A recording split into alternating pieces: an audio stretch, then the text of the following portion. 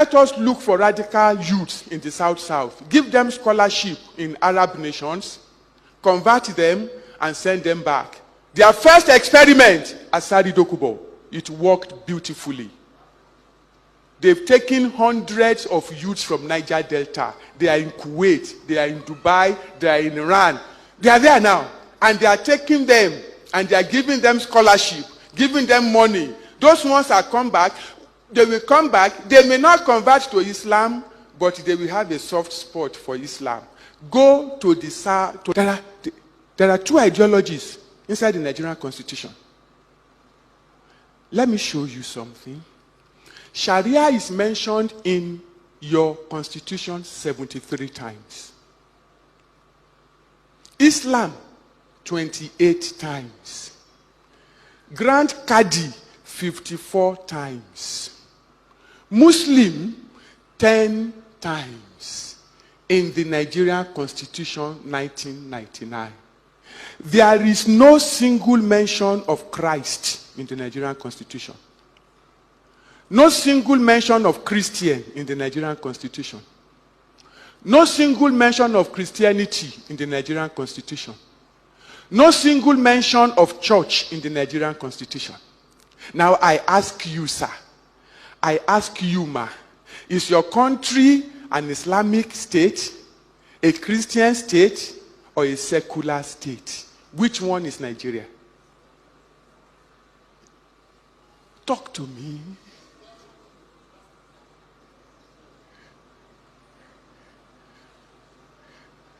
Constitutionally, Nigeria is an Islamic state, but it is mercantile Christianity.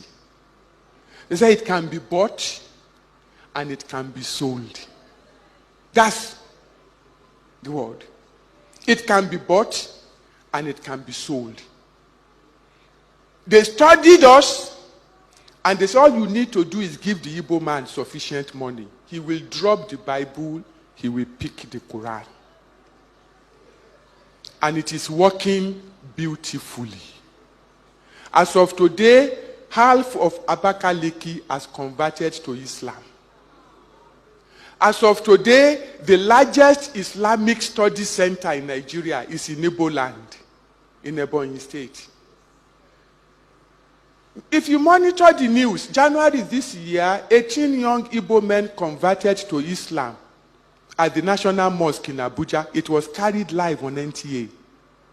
The governors of Sokoto and the governor of Bauchi gave each one of them 5 million naira each. Your governor, Rocha Sokorocha, gave them 2 million naira. Ex-governor Jiuzo Kalu gave them 1 million naira.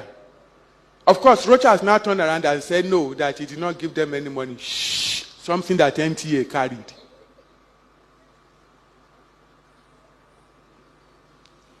I've had the privilege to go to some parts of Igbo land and do this presentation. I have told the Igbo brethren, don't expect bomb. There will be no AK-47. Expect Naira rain. They will pump money into Igbo land. And they are pumping money into Igbo land. If you are from the East, please get in touch with our people there. Tell them everything is not money. Don't sell your birthright. 3 plans for Igbo land: encourage Muslim businessmen to go into partnership with the Igbos, encourage Igbos to become cattle rearers, encourage Igbo girls to marry Hausa Muslims.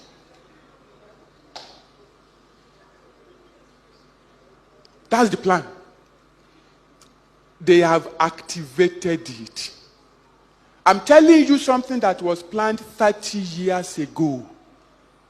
And as you are sitting down here, if I ask you, can you show me the strategy document of the church?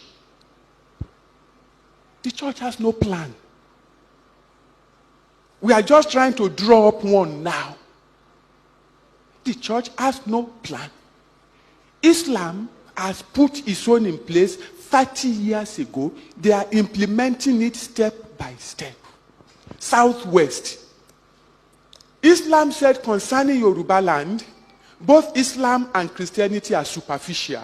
That is, if a Yoruba man tells you he's a Muslim, or if he tells you he's a Christian, you say, don't mind him. He's not a serious one. He's not committed to any other religion. That the real religion of the Yoruba man is traditional worship. Their strategy for Yoruba land is that they will start an Islamic movement that looks like Christianity.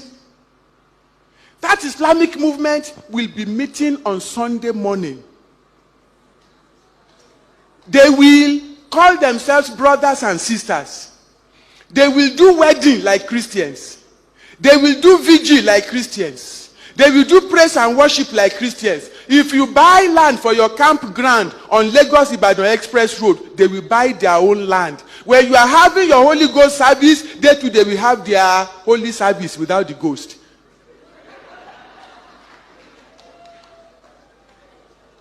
So that in the process of time, the Muslim in Yoruba land will see no difference between Christianity and Islam. When you now go out on evangelism and you are trying to convert Muslims, they will tell you, Abba, Kilode, Shebolon Kono Lansing. We are serving the same God. Why? Whatever you are doing in the church, they are doing in the mosque. OIC agenda. It's been in place. You are seeing it with your eyes, but you don't know what you are seeing. 30 years ago. The question now is, what is your response? South, nothing much. All they said is, let us look for radical youths in the South. Give them scholarship in Arab nations, convert them, and send them back. Their first experiment, Asari Dokubo, it worked beautifully. They've taken hundreds of youths from Niger Delta. They are in Kuwait, they are in Dubai, they are in Iran. They are there now. And they are taking them and they are giving them scholarship, giving them money. Those ones that come back, they will come back. They may not convert to Islam, but they will have a soft spot for Islam. Go to the north, to the Niger Delta now.